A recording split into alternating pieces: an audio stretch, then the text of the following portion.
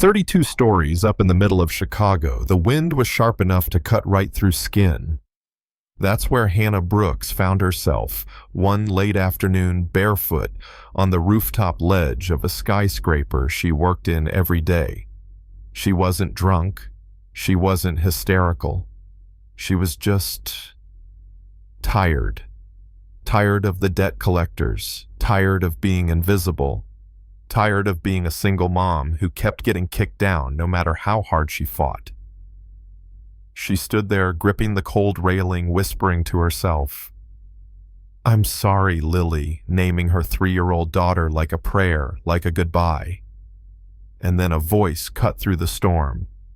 "Don't jump." Firm, low, almost calm. A hand grabbed her wrist before she even realized someone else was there.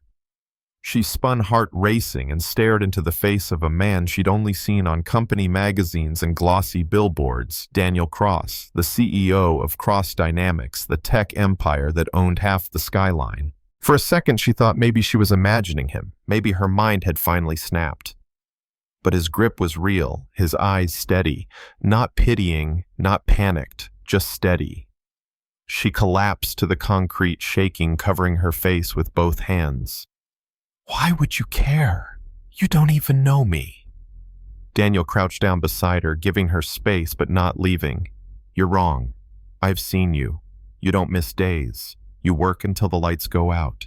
You call the daycare on your lunch breaks. You think no one notices, but I do."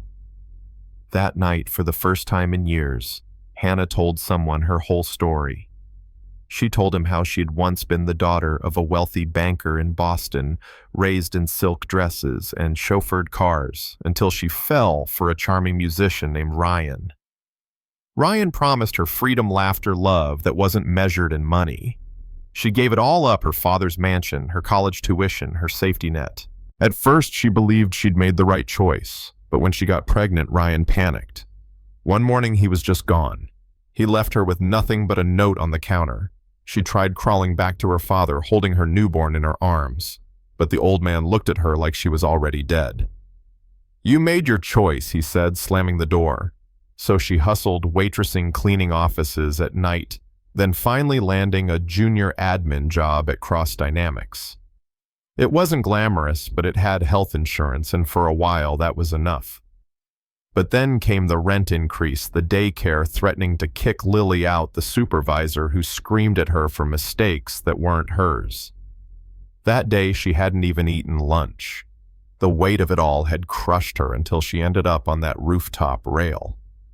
Daniel listened in silence, only breaking it to say, "You're not nothing.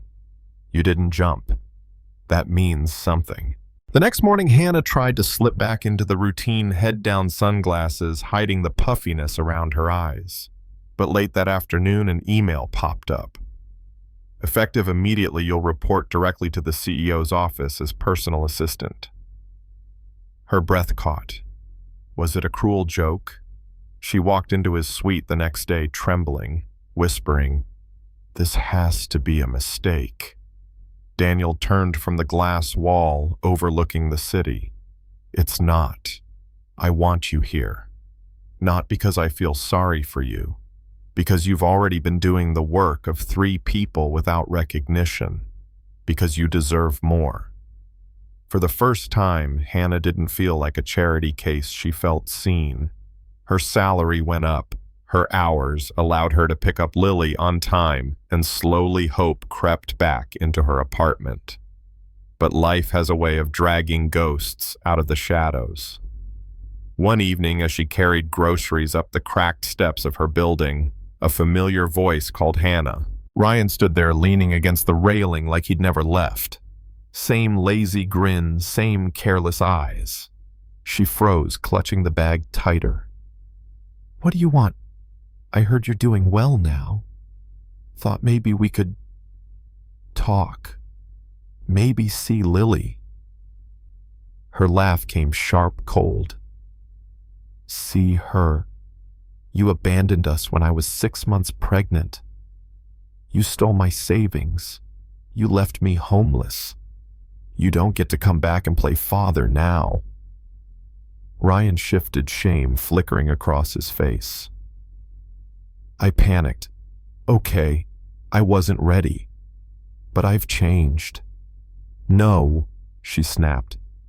Messing up is forgetting to take out the trash. You destroyed us. You don't get another shot.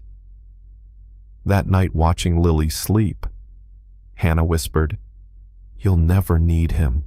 You have me. For the first time, she believed it. But another ghost appeared, her father. One afternoon, a sleek black Bentley pulled up outside Cross Dynamics, and out stepped Edward Brooks, the man who had cast her out. He wasn't there for her. He was there to see Daniel. In the CEO's office, Edward's tone was cutting. My daughter has always been dramatic. I don't need to remind you how this looks for you for her. Daniel leaned forward, voice calm but sharp. You mean the daughter you abandoned? The daughter who built a life without your money? She doesn't need your approval. Mr. Brooks, she's earned every inch of ground she stands on. Edward's eyes narrowed. You care for her. I respect her, Daniel replied. Deeply. 3 days later, Hannah met her father in a quiet park, where she used to push Lily on the swings at dawn before work. He looked older, humbled. You look like your mother, he said softly. He admitted he'd been wrong, that he was angry and proud, all mixed up back then. I'd like to meet my granddaughter, if you'll let me. Hannah's voice didn't shake this time. I'll think about it, but I'm not that girl you turned away anymore. Weeks passed, and in Daniel's office their rhythm grew steady. He'd ask about Lily's fevers, leave her favorite coffee on her desk, make her laugh when she forgot how. Once, after a grueling board meeting, she laughed too loud at something he said, and for a moment their eyes held too long. She told herself, he's my boss, nothing more. But her heart whispered otherwise. 1 year later, things had changed. Hannah was promoted to Director of Internal Operations. The board questioned it at first, but she proved herself in weeks. She worked fewer hours, now spent more time with Lily, even took online classes at night. Ryan was gone for good. Edward Brooks had met Lily twice, cordial but distant, and that was enough. One late afternoon, Daniel brought them up to the rooftop again, the same rooftop where everything had almost ended. This time there was no storm, no tears, just sunlight breaking across the skyline. Lily giggled at the way the breeze tickled her cheeks while Daniel spread out a picnic blanket. Then, with the same calm that once pulled her back from the edge, he pulled a velvet box from his coat. You already know I love you, he said, steady as ever. But what you may not know is that you saved me too. I was living for numbers, reputation, legacy. You reminded me what's real. He opened the box. A simple, elegant ring caught the light. Lily leaned in, whispering, Is that for Mommy? Daniel smiled. It is. He looked at Hannah. Will you marry me, not just for you, not just for Lily, for the life we've built together? Her throat tightened. Tears spilled, but this time they were from joy. Yes, she whispered. I will. As the sun dipped below the skyline, they sat together, mother, daughter, and man who'd once been a stranger, now a family. The city below buzzed on, oblivious, but for Hannah the world had changed. Where she had once nearly ended her story, she had begun a new one. But here's the thing. Would you forgive a father who disowned you just because he came back years later?